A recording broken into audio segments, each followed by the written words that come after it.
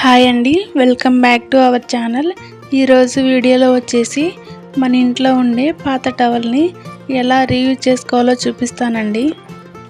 మన ఛానల్కి ఎవరైనా ఫస్ట్ టైం వచ్చినట్లయితే వీడియో చివరి వరకు చూసి నచ్చితే లైక్ చేసి సబ్స్క్రైబ్ చేసుకోండి. ఇప్పుడు నేను టవల్ని ఇలా నిలువుగా తీసుకున్నానండి. తర్వాత ఇక్కడ నేను డిజైన్ ఉంది కదండి, అక్కడ వరకు తీసుకుంటున్నాను. అది వచ్చేసి ఒక 16 ఇంచులు ఉందండి. ఇక్కడ సైడ్ వచ్చేసి వెడల్పు మనం కొద్దిగా తక్కువగా తీసుకోవాలండి. దానికంటే అక్కడ 16 వచ్చింది కదండి, ఇక్కడ వచ్చేసి నేను 14 తీసుకుంటున్నాను. ఇప్పుడు దీన్ని మనం ఇలా కట్ చేసుకుందామండి. వీడియోలో చూపిస్తున్న విధంగా మనకు పొడవు వచ్చేసి కొద్దిగా ఎక్కువగా ఉండాలి, అలాగే వెడల్పు వచ్చేసి కొద్దిగా తక్కువగా ఉండాలండి. పొడవుగా ఉండే సైడ్ ఓపెన్స్ ఉన్నాయి కదండి, వాటిని ఇలా కుట్లు పోకుండా సైడ్కి ఇలా కుట్టేసుకోవాలండి. మనం మిషన్ ఉంటే మిషన్తో కుట్టుకోవచ్చండి, లేదంటే చేత్తో కూడా కుట్టేసుకోవచ్చు.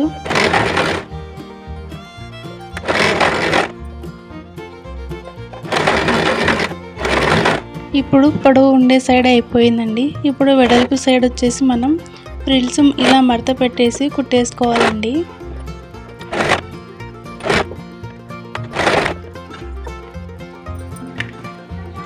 ఇలా కుట్టేసుకున్నాక మనం ఇది ఎంత ఉందో చూసుకోవాలండి ఒకసారి. ఇది వచ్చేసి 5 ఇంచెస్ ఉందండి. మనం ఇందాక కట్ చేసుకున్నాం కదండి, అది డిజైన్ సైడ్ ఇలా కట్ చేసి తీసుకోవాలి. టాప్ సైడ్ డిజైన్ లాగా ఉంటే బాగుంటుందండి, అందుకే నేను ఇలా వదిలేసి పెట్టుకున్నాను. ఒకవేళ ప్లెయిన్ ఉన్నా సరే ప్లెయిన్గానే తీసుకోవచ్చు. ఇది వచ్చేసి ఒక 6 ఇంచెస్ ఉందండి. నేను తర్వాత దీన్ని ఇలా రౌండ్గా కట్ చేసి తీసుకుంటున్నాను.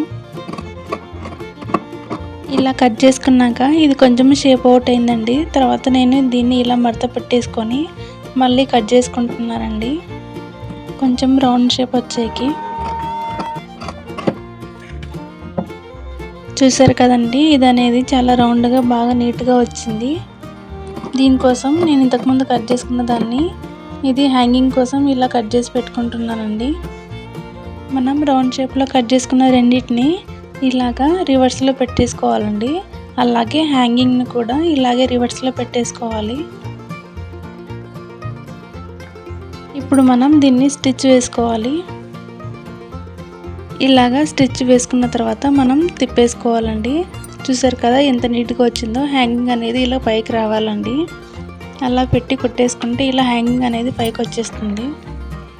ఇలాగ కుట్టేసుకున్నాక మనం దీన్ని ఇలా లోపలికి పెట్టేసుకొని మనం ఈ రెండింటిని కలిపి మళ్ళీ స్టిచ్ వేసుకోవాల్సి ఉంటుందండి. చూసారు కదండి, ఇది అనేది మనకు రెడీ అయిపోతుంది. ఇప్పుడు ఇది వచ్చేసి మనకి ఒక హ్యాంగింగ్ టవల్ లాగా రెడీ అయిపోయిందండి. మనం తడి చేతులు వెంటనే నైటీలకి డ్రెస్లకి తుడుచుకోకుండా ఇలా టవల్కి తుడుచుకున్నామంటే నీట్గా ఉంటుందండి. ఇక మన డ్రెస్లు నైటీలు సేఫ్. అలాగే ఇంకొక ఐడియా చూద్దామండి. ఇక్కడ వచ్చేసి నేను ఒక కర్చీఫ్ తీసుకొని దాని సైజు తగ్గట్టు ఇలా టవల్ని కట్ చేసుకుంటున్నానండి.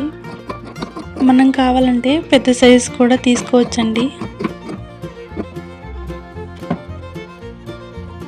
ఇలాగా కట్ చేసుకున్న తర్వాత సైడ్కి ఇటువంటివి మందంగా ఉంటే కట్ చేసుకోండి. మనం స్టిచ్చింగ్ వేసుకోవడానికి ఇబ్బందిగా ఉంటుంది. తర్వాత వచ్చేసి నేను ఇక్కడ ఒక పంచె తీసుకున్నానండి. దానికి సైడ్కి వచ్చేసి ముడతలు ఉన్నాయి. ఫస్ట్ నేను అవి కట్ చేసుకుంటున్నానండి. తర్వాత వచ్చేసి ఇక్కడ నేను 2 ఇంచెస్ వెడల్పులో ఇలా కట్ చేసి తీసుకుంటున్నానండి. మనం కట్ చేసి తీసుకున్నాం కదండి, మనం ఇలా కర్చీఫ్ లాగా సైడ్కి ఇలా కుట్టేసుకోవాలండి. అప్పుడు మనకి ఇది ఒక కర్చీఫ్ లాగా రెడీ అయిపోతుంది. ఇది వచ్చేసి పిల్లలకి క్యారీ బాక్స్ తినడానికి అలా యూజ్ అవుతుందండి, లేదంటే మన ఇంట్లో కూడా యూజ్ అవుతుంది. ఈ ఐడియా మీకు ఎలా అనిపించిందో నాతో ఖచ్చితంగా షేర్ చేసుకోండి.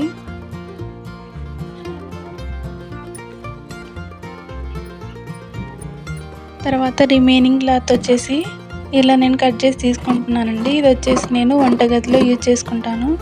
అలాగే మిగిలిన క్లాత్ పీసెస్ కట్ చేసుకొని అలాగే పూజ గదిలో ఒకటి, అలాగే తులసికోట దగ్గర ఒకటి అలా యూజ్ చేసుకుందాం అనుకుంటున్నానండి. వీడియో నచ్చితే లైక్ చేయండి, షేర్ చేయండి, మన ఛానల్ని సబ్స్క్రైబ్ చేసుకోండి. ఈ వీడియో చివరి వరకు చూసినందుకు థ్యాంక్ యూ సో మచ్.